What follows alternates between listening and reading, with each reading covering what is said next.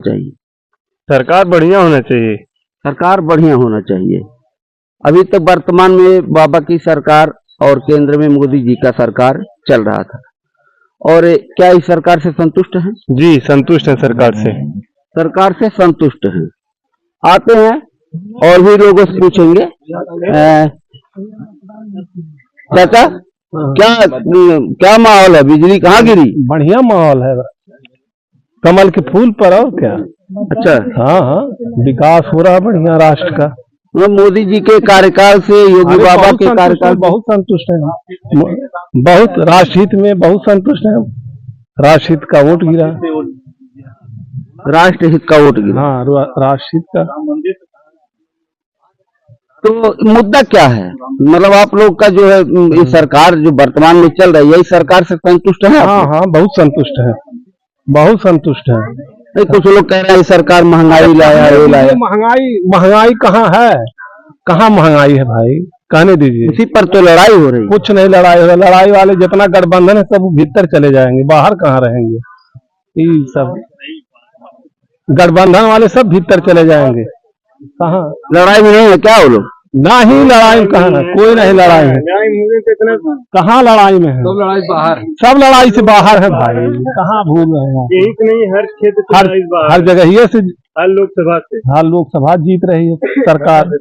अरे अच्छा, क्या माहौल है अब की बार? माहौल एकदम बहुत बढ़िया माहौल है। बीजेपी पूरी पूर्ण बहुमत से जीत रही है, और बीजेपी भी इसलिए भी जीत रही है क्योंकि धारा 370, राम मंदिर मुद्दा और गुंडागर्दी पूरी तरह से समाप्त हो गई है। कानून व्यवस्था पूरी तरह से अपने लाइन में है, और थोड़ा हम लोग दुखी हैं। मोबाइल बंद करिए। थोड़ा हम लोग दुखी हैं, जो हमारे सांसद जी हैं ये हम लोगों के क्षेत्र में नहीं आते हैं, लेकिन हम लोग मोदी के नाम पर वोट दे रहे हैं, बीजेपी के नाम पर दे रहे हैं। अगर ये सांसद जी को वोट देना होगा तो हम लोग इनका बहिष्कार कर देंगे, नोटा दबा देंगे, इनको वोट नहीं देंगे। बस केवल विकास के नाम पर, मोदी जी के नाम पर, इनके कार्यशैली के नाम पर हम लोग भारतीय जनता पार्टी को वोट दे रहे हैं।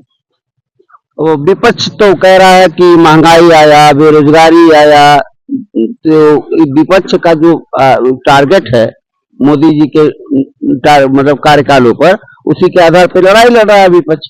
तो विपक्ष को क्या कहना चाहिए? विपक्ष को मुद्दा चाहिए, कोई भी मुद्दा उसके खिलाफ में होना चाहिए। जो पक्ष होता है वो विपक्ष की कमियों को खोजता है, और जनसंख्या के ही आधार पर महंगाई होती है।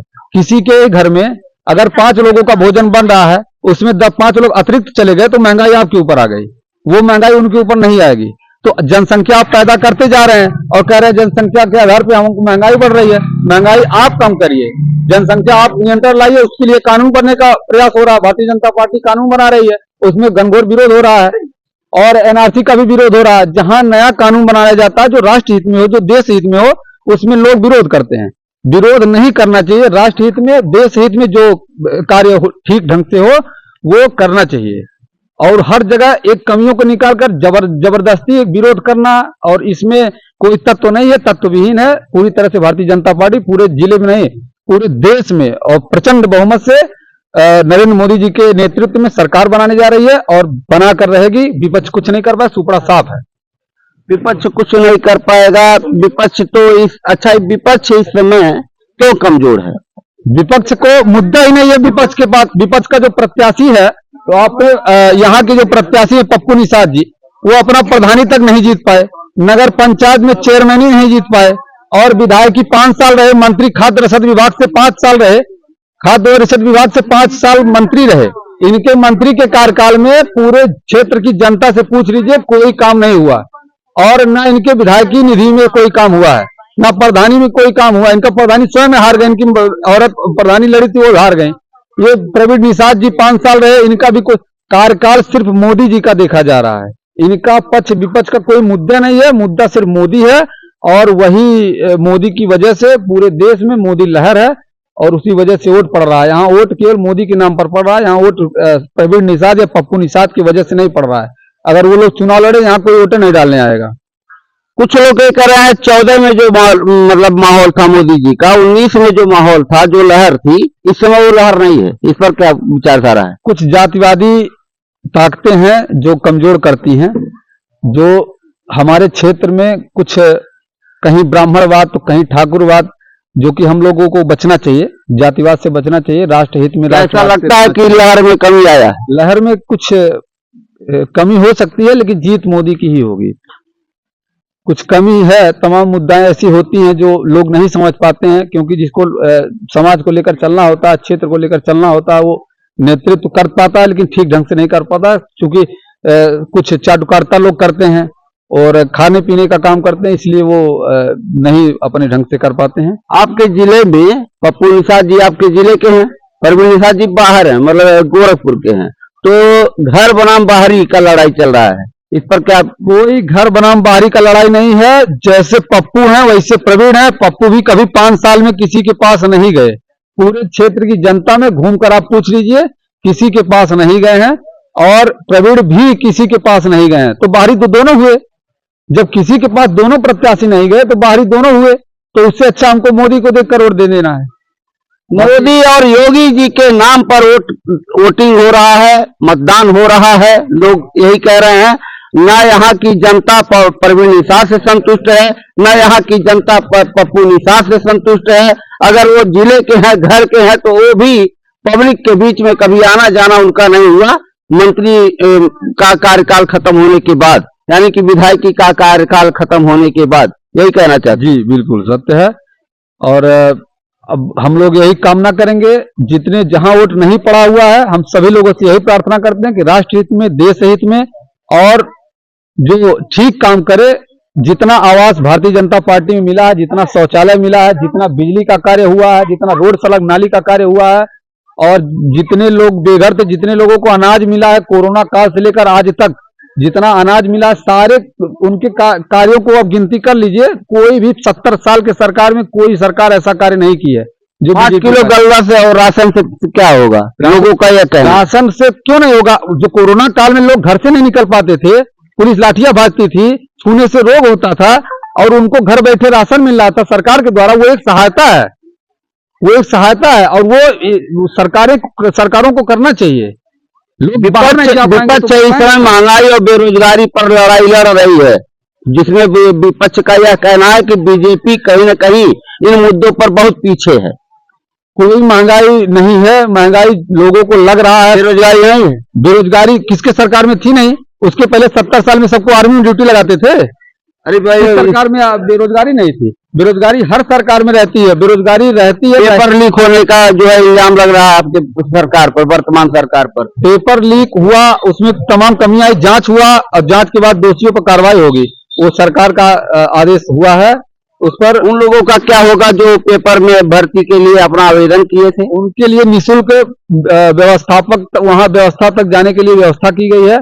उनका उम्र खत्म हो जाएगा तब? बिल्कुल, आचार संहिता के बाद उनका फिर से पुनर्विचार होकर उस पर कार्रवाई होगी। अगर समय के अनुसार उनका उम्र खत्म हो गया तब क्या होगा? उम्र खत्म होगा, जिम्मेदार कौन बनेगा? उस पर नई भर्ती होगी, और तो नए लोगों की होगी कि उन लोगों की होगी जो आवेदन फॉर्म भर चुके थे? उस पर और भी विकल्प है तमाम, उस पर सरकार और भी पूछते हैं, क्या कहना चाहते हैं इस पर? पेपर लीक होता है, आवेदन फॉर्म भरा जाता है, युवाओं का उम्र जो है निकलते चला जा रहा है, जिससे आए दिन परीक्षा जो प्रतियोगी परीक्षाएं हो रही हैं, लीक हो रही हैं।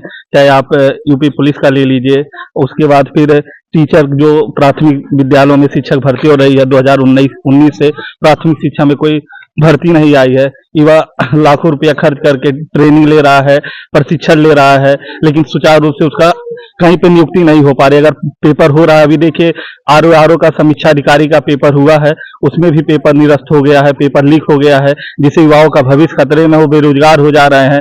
लोग तैयारी कर रहे हैं इलाहाबाद जाके, दिल्ली जाके, बड़े बड़े शहरों में घर से निकल के। इस पे पक्ष को कुछ करना चाहिए। सरकार उनकी है, कैसे पेपर लीक हो जा रहा है, बच्चों का भविष्य खराब हो रहा है, अंधकार में जा रहा है। सबसे बड़ी मुद्दा आज के समय में बेरोजगारी है। ओवर एज हो जा रहे हैं, उम्र धीरे धीरे उनका निकल जा रहा है। फिर नई वैकेंसी आएगी, वो पेपर देने लायक नहीं रहेंगे, उनका जो उम्र है फिर वापिस नहीं आएगा। इस पे जो है विचार करना चाहिए। सरकार उनकी बहुमत में है, पूर्ण बहुमत से सरकार बनी हुई थी, तो उनको ये सब देखना चाहिए। क्यों पेपर लीक हो रहा है? दूसरे की सरकार नहीं, आप पूर्ण बहुमत में है। 5 किलो राशन से, और भी देखिए महंगाई जो है, सिलेंडर 900 1000 रुपए प्रति सिलेंडर हो गया है। अन्य प्रदेश में राजस्थान में गहलोत की सरकार है, कांग्रेस का, वहां पे 400 रुपए प्रति सिलेंडर मिल रहा है। जो कि तेल का दाम देख लीजिए, घरेलू जो भी किसान परेशान है, खाद का दाम, हर चीज पे हर मुद्दा। सड़क नहीं है आज यहाँ हमारे ग्राम सभा में, सड़क तो जगह जगह बन रहा है, जहाँ बना, लेकिन ग्रामीण क्षेत्रों में सड़क की बहुत मतलब की शासक है। देखिए हमारे गांव का ही हम बात बता दें। ऐसे ये बताइए, वर्तमान सरकार से आपको क्या क्या मिला, क्या और इनकी क्या उपलब्धियां हैं? वर्तमान सरकार से सिर्फ जुमला है। वर्तमान सरकार में शिक्षा पे कोई विचार नहीं है, उनको वैकेंसी कोई देना नहीं है। हमारा मुद्दा सिर्फ यही है बेरोजगारी का, ठीक है। शिक्षा जो भी भर्ती कराए, कम सीट रहे, कम सीट निकाले, लेकिन उसको स्वच्छता पूर्वक जो भी है, मतलब निर्विरोध जो भी उसमें कह सकते हैं, उसमें पेपर लीक ना हो, ठीक है। जो भी वैकेंसी हो उसको सुचारू रूप से उसको पूर्ण करे, नियुक्ति दे। जो भी विद्यार्थी, जो भी छात्र जाके तैयारी कर रहे हैं, उसका नियुक्ति सही सुचारू रूप से कराएं, उसमें किसी भी प्रकार का औक्षण ना आए। आपका सांसद कैसा होना चाहिए? हमारा सांसद होना, आप संत कबीर नगर से हैं, जी। 362 आपका क्षेत्र है। हाँ। आपका सांसद वर्तमान सांसद से संतुष्ट हैं? नहीं, वर्तमान सांसद से हम संतुष्ट नहीं हैं। क्यों? क्योंकि वो क्षेत्र में कभी कोई उनको देखा ही नहीं है वर्तमान सांसद को। तो लोगों का यह भी कहना है, जैसा आपके अभी एक भाई ने कहा है जी। कि पप्पू निषाद भी बारी हुए, जब एक आज तक नहीं दिखे। उनका मंत्री का कार्यकाल हमने देखा, विधायकी का कार्यकाल हमने जी, देखा, जी। तो अपने कार्यकाल में भी ये सक्रिय नहीं रहे। जी। उसके बाद जब ये अपने पद से हटे, तो उसके बाद आज तक नहीं दिखे, तो दोनों बाहरी हुए इस तरह से। इस पर क्या विचारधारा? बाहरी हुए, लेकिन हमको परिवर्तन चाहिए केंद्र में, ठीक है। हमको परिवर्तन चाहिए।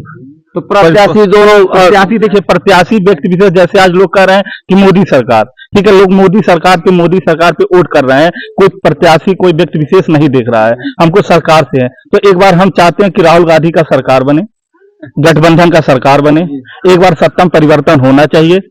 2 बार से 2014 से अभी विगत 2014 से सरकार मोदी सरकार की है।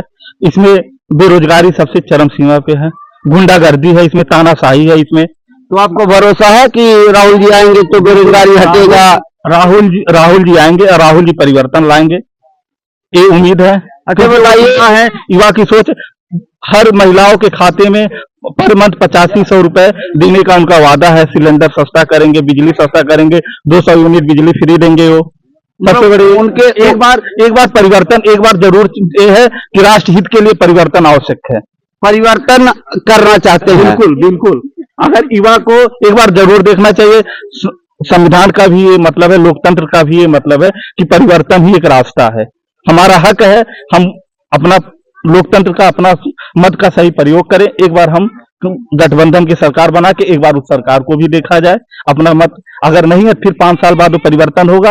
ये नहीं सही, वो नहीं सही, हम अपने मत का सुचारू रूप से प्रयोग करें। आपके कहने का मतलब सरकार बदलनी चाहिए, परिवर्तन